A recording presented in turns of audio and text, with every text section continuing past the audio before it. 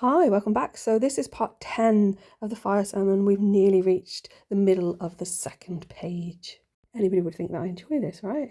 So Juno had blinded Tiresias, I think. In doing so, opened his inner eye, presumably the third eye. I also had another thought about the violet hour because I was thinking about the Whore of Babylon, as you do, last night. It's violet as in purple.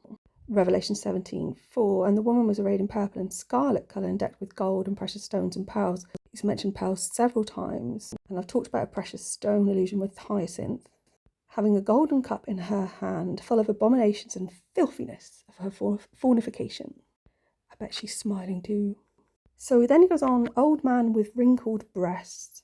I wondered if that was related to Happy, probably somebody else also. It's just that Happy, the Egyptian god, is depicted with breasts. I don't know if they're wrinkled. And I had the thought the other day, which I don't think I've said out loud on here, about the opening of the poem. The river's tent is broken. Is that because of the flood, which was Happy's job? He then brings the sailor home from sea, which I think refers to Dionysus, which is, I think, allusion to Osiris. And if we look at Baudelaire's Voyage in Fleur de Mal, he's also got Invitation to the Voyage in Paraspleen.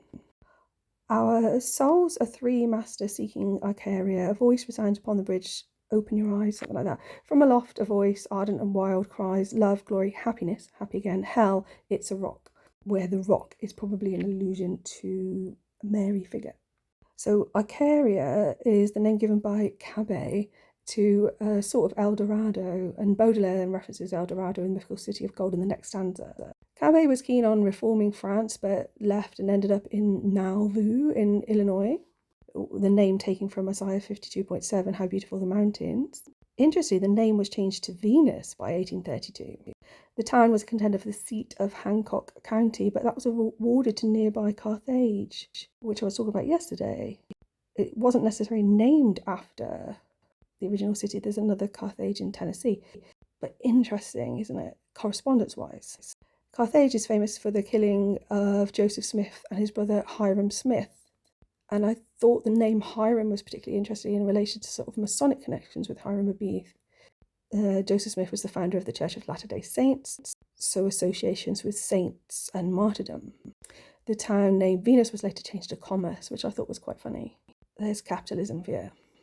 So after some shenanigans, Mr. Cabet moved to New Bremen, near Ozara, which sounds like Ozark, but there was already an Ozark, so they couldn't name it that, which had been founded by the Germans, and then to St. Louis, where he died shortly after.